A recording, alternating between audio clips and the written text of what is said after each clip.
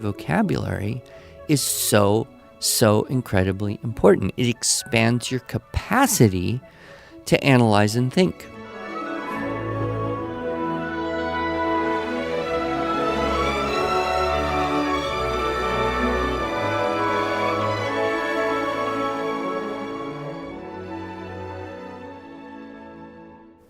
Hello, and welcome to the Arts of Language podcast with Andrew Pudewa, founder of the Institute for Excellence in Writing, or as many like to say, IEW.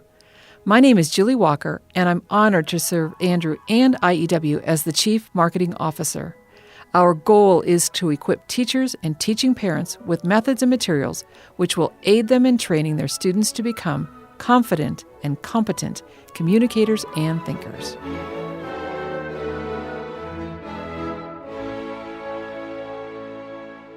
So, Andrew, today on our podcast, I'd like to talk with you about something that you generally are not a fan of talking about.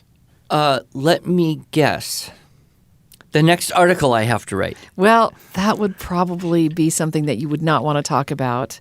But no, it's a conversation about literature and writing about literature. And I will say that it's not that you don't value literature, because I know you do. And you've given us many books to recommend for us to read, and right now probably have 3 or 4 books going, right? Don't you just have a lot of books that you're constantly reading? And so I know you are a fan of literature, but I know that whenever you and I have conversations that talk about, hey, Andrew, let's do a master class for our premium members on literary analysis or response to literature. That's where you kind of get a little... Right. Yeah. And of course, you're always very, very worried that I'm going to say some things that you don't like when we talk about literature. So now all of our listeners are wondering what that could possibly be. So it's the lovely thing about podcasting is we can edit this out if I don't like it. Well, you know, my experience was that I read books at home as a child, and then I went to high school, and then I was told what books to read, and then we had to, write about them. Right. And it became an increasingly irrelevant and disliked activity. Sure. And so I have that firsthand experience as well as a concern that we can force kids into analysis before they've got the book in their heart. Right. You know. And so the analogy that you don't like would be, do you play with the puppy or do you kill and dissect the puppy? Which, of course, now you know, dear listener, why I hate it when he says that, because that's just so sad. But don't kill the puppy. Don't kill the puppy. You know, it is advice that I think is very, very useful. Yes, yes. And so, you know, that's why I've been resistant to going into these areas that everyone claims is so important, because I'm not sure, is it really as important as people claim? Right. If there is value, how do we get the value out of it without unintentionally destroying the joy, the impact of the experience? You know, it reminds me of John Taylor Gatto's book. We used to sell it. I love it. I still recommend it, An Underground History of American Education. But he has a chapter where he talks about wanting to read Moby Dick with his group of 8th grade school students in Brooklyn, New York, and how he ordered from the school the school edition. But the school edition came with chapter-by-chapter abstracts and end-of-chapter questions. And he kind of, in his narrative there, explains why this was the opposite of what he wanted. Because it prevented, in a way, a personal exchange between the reader and the author. And I think we fall into a deep trap when we have a book and then we get something to go with it that's going to ask all the right questions and have all the answers. because that may or may not help a student understand the book, but I'm not sure that it helps too much at all for them to love the book. Mm-hmm. And as Gatto discovered, what he had to do was throw out the school edition and go buy a set of what he called undoctored texts with his own money and give it to the students. And so I think I'm just, very cautious. I don't want to bring into that an activity that is going to narrow their possibilities of experiencing. But, if you and I read the same book and then we got together and talked about it, there would be things that you would remember and tell me were significant. I might not even remember those things. Yes. And vice versa. Right. So we would expect that as adults. So Right. And we actually had that conversation with Anna Karenina. See, I'm not even sure I'm saying it right. Anna Karenina. Anna Karenina. Yeah. And you loved that book, loved it so much. And I did not like that book much at all. And it's interesting because I read it from her perspective and you read it from his perspective, which totally makes sense. But yet, she was not a heroine. She was not... Well, you read it from Anna's perspective? Yeah. Yeah. Well, Levin is the main character. Well... And Katie. Okay. Anyway. But you can see the point, listener, We'll right? do a whole podcast on Anna Karenina someday. Maybe. I didn't like that book. But my point was, we've even had that experience. We get way different things out of books. So there wasn't a right answer or a wrong answer. We both agree that, that's a different perspective. I never even thought about and so that. I'm a little fearful when we say, okay, now we're going to judge or grade or test a student on his or her answers or writing in response to a book. Right. But with our grading system at IEW, I don't really have to worry about content all that much. Hands off content. Try and let them play with it. And I have discovered, I will confess to you publicly that in doing the SSS end of the year Unit 9 extensions, particularly Level B and particularly Level C, right, where we did get into that response to literature and literary analysis, it went really well. And I think we struck the balance of keeping the kids' excitement without falling into the, now we have this huge chore of over-analyzing something.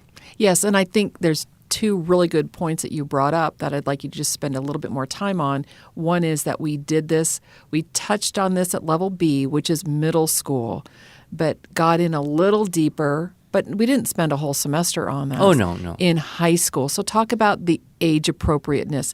And then the second part of that is, I don't want to go into exactly how we taught writing about literature, but some of the ways that you preserved it. So question one, what's the age appropriateness of starting to have the kids write about literature? Well, as kids grow up in preteen, teen years, they become able to think more objectively.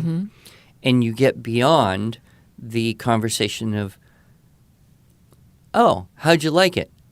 It was good. Why? What did you like about it? I don't know. It was just good. I mean, how do you provide the words to get past that? That's one big question. And we start that with the Unit 9 critique vocabulary. And that starts probably the second year Level A students, so maybe later elementary. And I would argue you could even provide that vocabulary in the context of, let's just talk about this book. Right. And we'll get to that a little bit later. What kind later. of character is that? And then you've got some words to help categorize and understand and analyze for, in a meaningful way. So, in high school, that's generally where we get kids taking English Lit and writing papers about the things they're reading in English Lit in preparation for analytical writing needed at the college and university level. So when is it appropriate, generally speaking, for kids, students, to start doing written assignments based on literature? Well, I don't know. It could vary greatly. If you have a student who could be as young as 12 or 13. They read well. They read hard books. They engage in conversations about that stuff, and you could guide and kind of do it together with them. Sure, why not? But then you may have kids a couple years older, and they are just going to be turned off by that whole idea, and you've got to move them gradually, in with maybe just short stories and poetry rather than a big, heavy, hard-to-read novel or classic or something. So I think it's very, very important that we, as much as possible, free ourselves from that attachment to everyone in nth grade should be doing A, B, and C. Right. To here's my students, here's my child, right? What's going to work right now for them in the best way possible. So let's talk about the pathway, though. So I guess rather than assigning it to a certain age, what kind of experiences do the students ideally have before? And that's actually getting into the main conversation that we're having, which is, are there alternatives to writing assignments about books? Which is the conversation, the colloquium. I would use the word symposium, but the original Greek means drinking party. So you might not want to do that with your students unless it was just, tea. Trader Joe's chai. But the idea, I think, and I think most literature teachers desire deeply to do this, and that is engage in a meaningful, in-depth, and I would say by necessity, somewhat relaxed conversation before the analysis and any subsequent writing is required, because that's how we get ideas. I often think it odd that in schools we may say to kids, now you have to figure this out all by yourself. You have to do this all by yourself. And if you don't, you're cheating. Whereas in the real world, we're always interacting and working and getting ideas and bouncing ideas off other people and using the synergy of shared perspectives and experiences. Why wouldn't it be good for kids to have that as well? The problem is the classroom time is valuable. There's so much to do. And just talking is hard when you have a larger group. When you have 5 people, you can have a pretty good conversation and involve everybody. I feel like you max out around 12 to just keep track of everyone, and you get above that into the 20-something, people just disappear. They tune out. They're not engaged at all. So it's then not a great use of classroom time. Because an unengaged student, a not engaged student, is a not learning student. Probably. I mean, there are people who could not ever say anything but hear and remember and imagine, and I met kids like that. The solution then is let's put you into smaller groups. Right. But then the problem is there's no leader, there's no facilitator. If there is, now you've picked one above equals, and that's always awkward. So I think it is very – I think it was you that was telling me in a group of any size, 4 people do 90% of the talking or something like that? Asking the questions in a group of 10, 20, 1,000. Yeah. It's 4 people. 4 people. So ideally, if you had 4 people – right. you could – have a really great – and I think you can kind of expand that. One of the things Andrew Kern has said many times is, on my deathbed, if I were to give one bit of advice to a teacher, it would be ask specific questions of specific students. So, that's sometimes easier, sometimes harder. But if you say, does anyone know? Yep, it's the 4 people who want to say everything. But if you say, so, Julie, in this case – what do you think could have happened? Then draw out everyone. But it's tough. It's never going to be easy.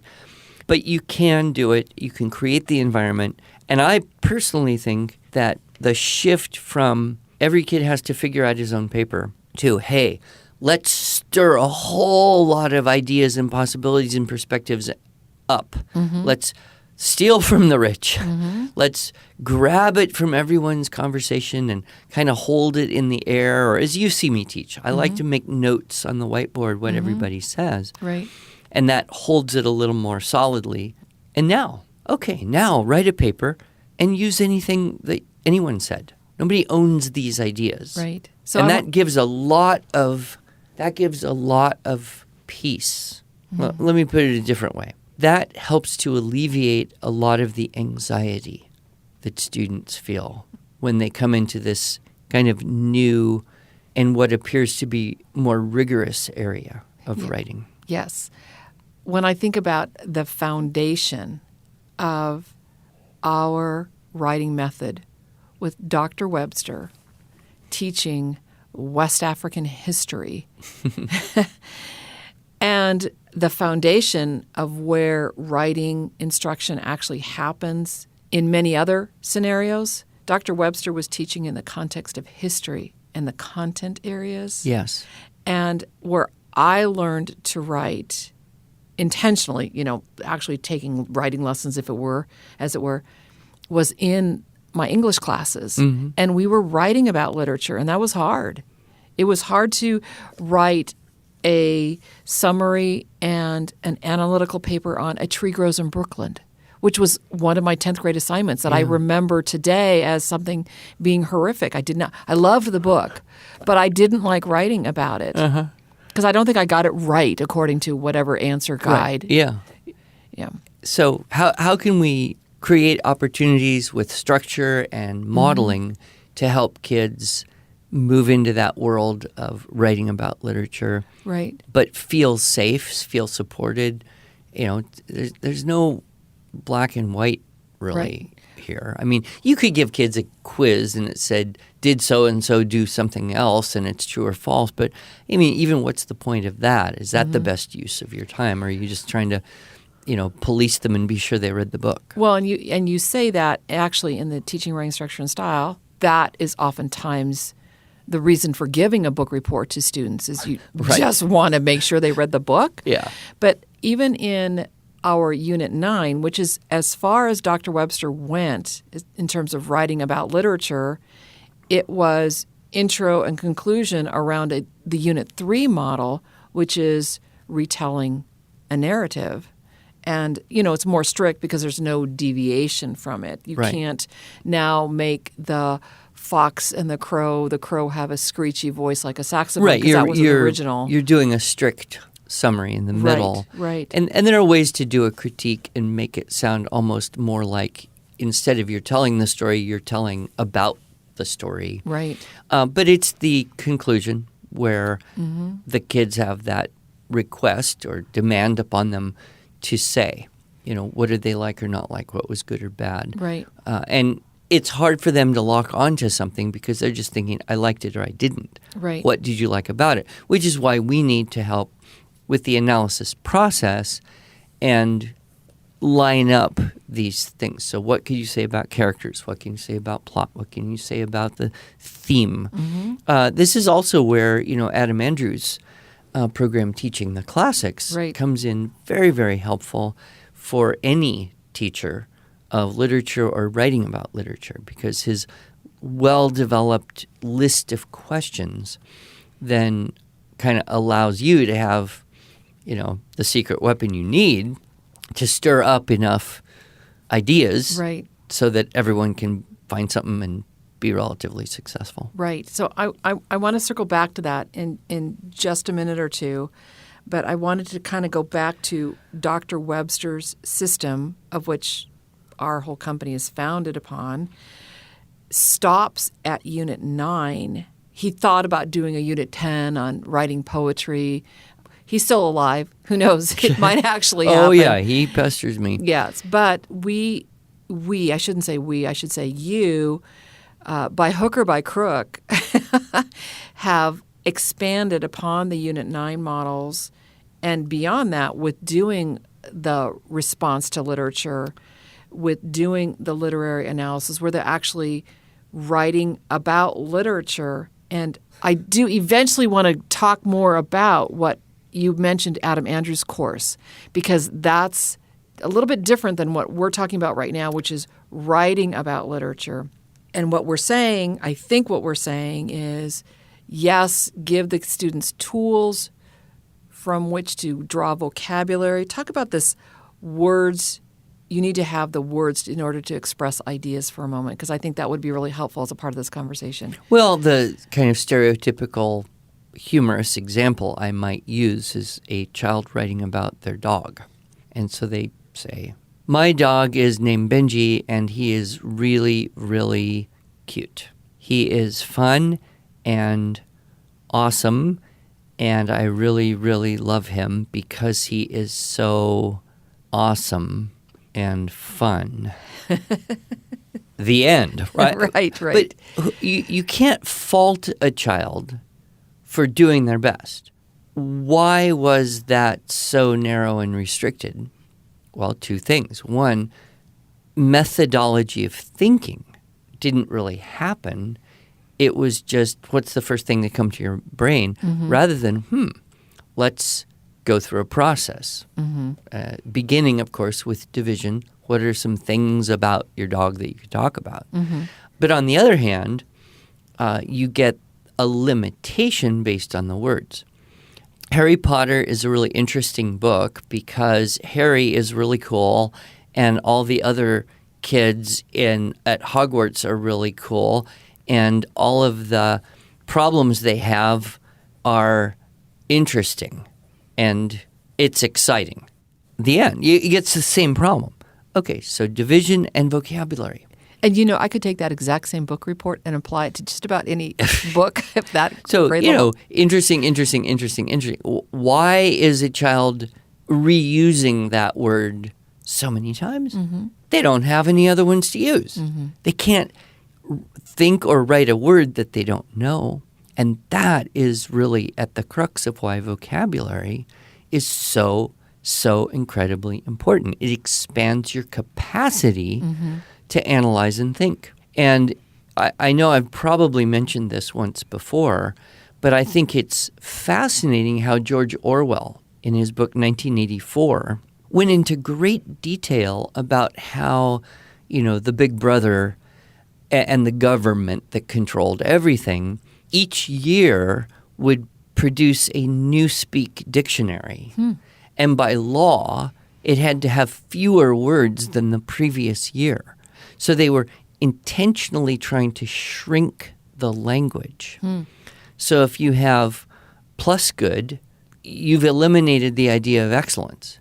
If you have double plus ungood, you've eliminated the idea of evil. So you eliminate ideas from people's awareness by removing the very words. And that, in a way, Orwell was very prescient to note that if you can control the language, you can actually control the thought of people. So what do we want? We don't want to control the thought of people. We want to equip people with more language, better vocabulary, lots of methodology of approaching things so that we reach, the holy grail that everybody wants and no one knows what it is. Critical thinking. Right. Everybody wants it, except when they find out what it is. And then they kind of don't want it. and I'm not going to say, I will give a definitive statement on what is critical thinking. Right. I just find it very humorous that that's written into standards and goals and curriculums in so many different places. Right. And yet you really do not detect a methodology that will start at the beginning with the simple question, how do you think?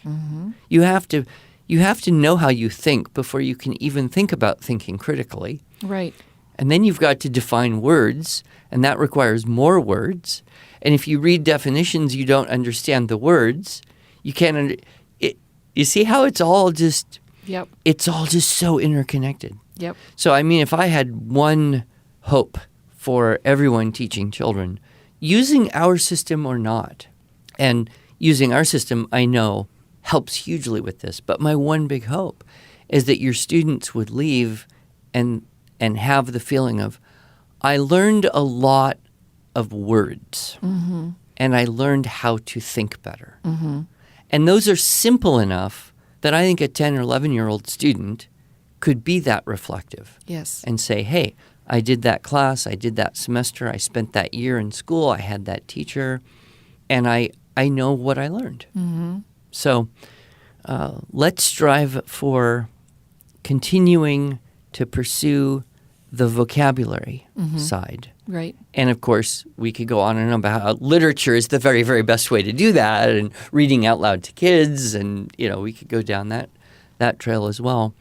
But then also, it's incumbent upon the teacher to facilitate an understanding of those words. Right. And the great thing about kids is they don't need a whole lot of repetition. Their minds are young. They're absorbent. There's some kids, 12-year-old, they could hear a word 3 times and bam, they know that word, they could use it next time.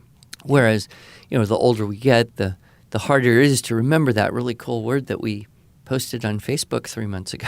Yeah, exactly. Well, we do that. We actually do that quite frequently. So I want to end this episode with a challenge. Andrew Pudewa, are you ready? Oh, you're challenging me? I thought we were going to challenge the readers. Well, the listeners. It's kind of both, Okay. and we'll just see how this all pans out, because I'm not sure you're ready to accept this challenge. He has no idea what I'm about to ask him. I highly doubt it, but who knows? I'm becoming a little more goal-oriented in my 60s now.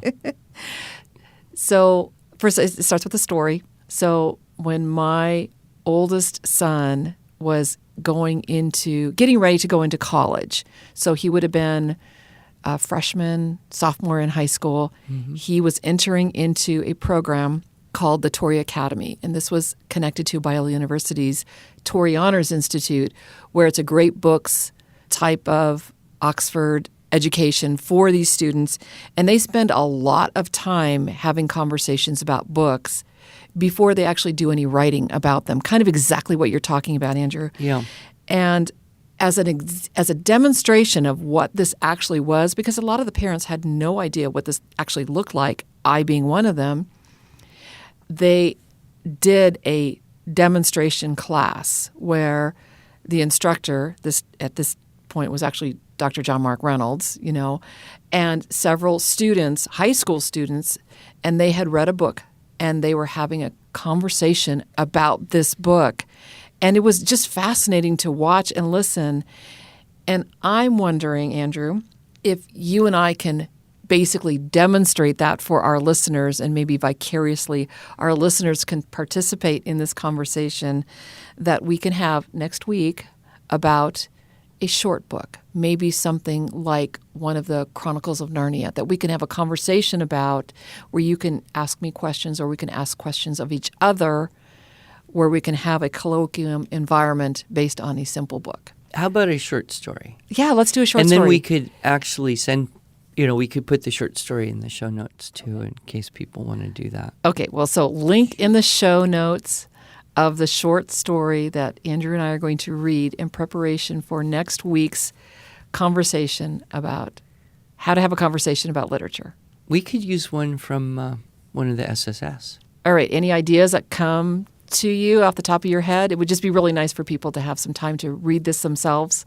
We had a lot of fun with the Devil and Daniel Webster story. Oh, yeah. Okay, that was good. Scratch. I think that was the name that he went by. Yeah. So why don't we try that one? All right, Devil and Daniel Webster. All right, you're on. Until next week. Talk to you then.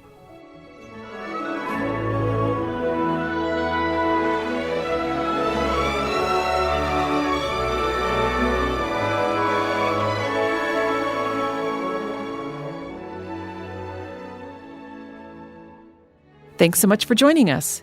If you enjoyed this episode and want to hear more, you can subscribe to this podcast in iTunes, Google Play, or Stitcher, or just visit us each week at iew.com/podcast. Until then, on behalf of Andrew Pudewa and the team at IEW, I thank you for allowing us to partner with you on your journey toward better listening, speaking, reading, writing, and thinking.